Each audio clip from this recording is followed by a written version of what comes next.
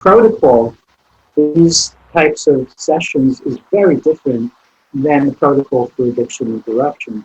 But basically, it's a three-stage process, and the first stage is, the way I work now, is working up the medicine so that during the first few hours, because a person has ingested a modest amount of iboga, you still have the capacity, because they're still somewhat linear, to create an interactive and directive session where, for example, if the movie screen appears, which it does for most people, and a pictorial comes up, they have the opportunity during the first few hours to delve deeply into a particular framework, into a particular gestalt, and to keep it there and to gently spiral down and explore that particular pattern, that particular contraction.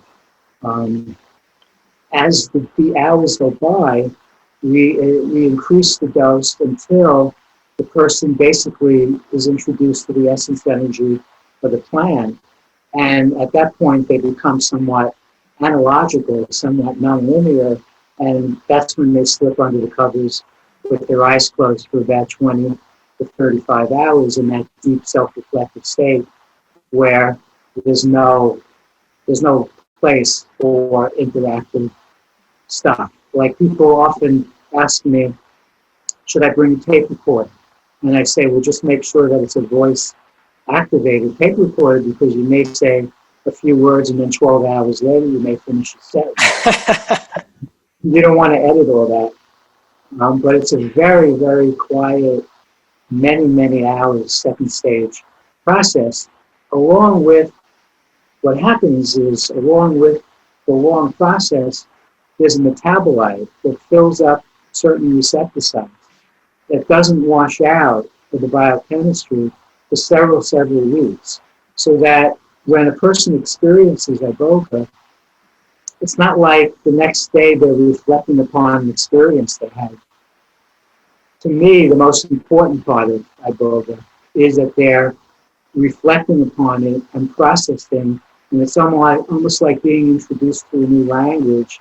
It's really the beginning of a process that can go on for weeks and months, and maybe 6 months, 8 months down the road, some people will tell me all of their intentions have been worked through, and now maybe they'll consider doing it again in 6 months to a year.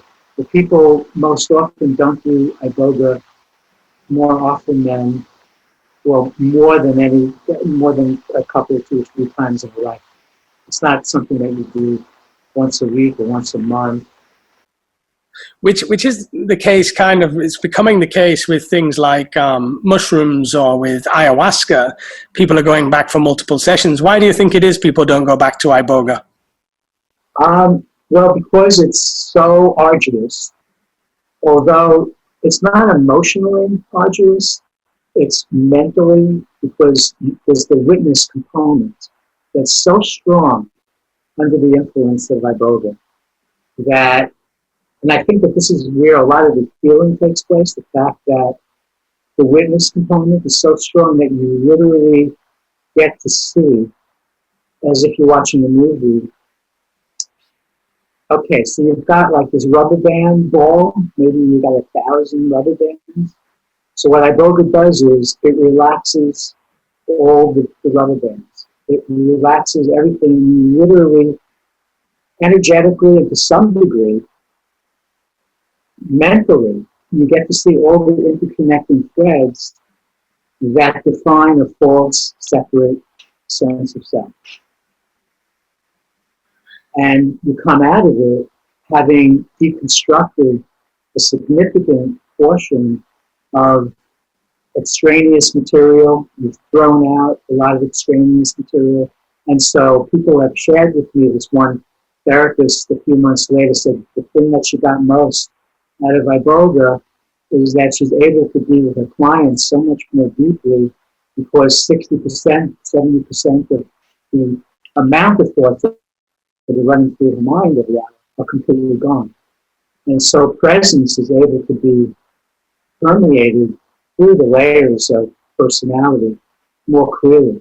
The light of being can emanate through personality, which still exists, ego, which is still there, but a person is not identified as much with those things as they were. The story is not as solid as it used to be. And the key to integration is to remain there. Is not to reconfigure an old sense of self, but just to remain open, confused. Confusion is highly underrated. Empty or full, if you will, and just to stay in that. And that's challenging, but that's the integration part. That some people avail themselves and other people just reconfigure an old sense of self as quickly as possible.